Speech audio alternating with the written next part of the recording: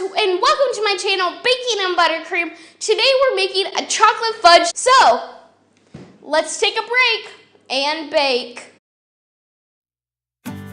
So like I said in the intro, today we're making chocolate fudge, but we'll have a swirl of white chocolate on top to make it look super beautiful. Alright guys, so now let's make this chocolate fudge swirl. The ingredients you need are 3 cups of marshmallows, 3 cups of chocolate chips, 2 cups of sugar, 1 cup of heavy cream, half a cup of white chocolate chips, 6 tablespoons of butter, and 1.5 teaspoons of pure vanilla extract. The first step to making this delicious chocolate fudge is in a medium-sized pot on the stove, heat together your marshmallows, sugar, heavy cream, butter, and add a pinch of salt.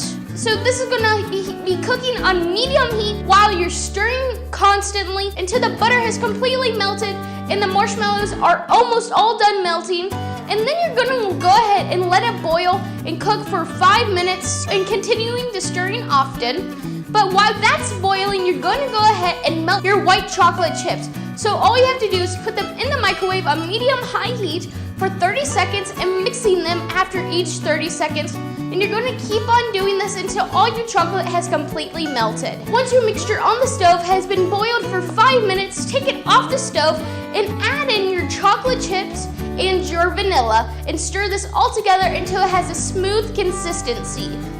Then what you're gonna do, you're gonna pour this into an 8-inch square pan that has parchment paper and that is greased.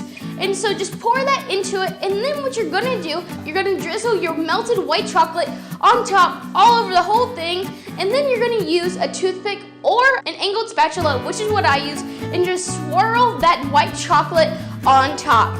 After that, it's super simple. Put it onto a plate or a cutting board that's just, as long as it has a flat surface, just let it cool for about 30 minutes on the counter, then put it in the fridge for 3 hours, and then after that, you can cut it and serve it and eat it. This fudge is so good, it's so creamy, and it's super rich with the chocolate. This is super simple, and it's also one of my favorites. Another thing that's what I really like is actually when you guys subscribe to my channel and click the bell icon to get notified whenever I upload, and when you guys click one of these 2 videos right here, the top one YouTube recommends and this bottom one I recommend. So those are some of my favorite things. This fudge, clicking one of these videos, and subscribing to my channel.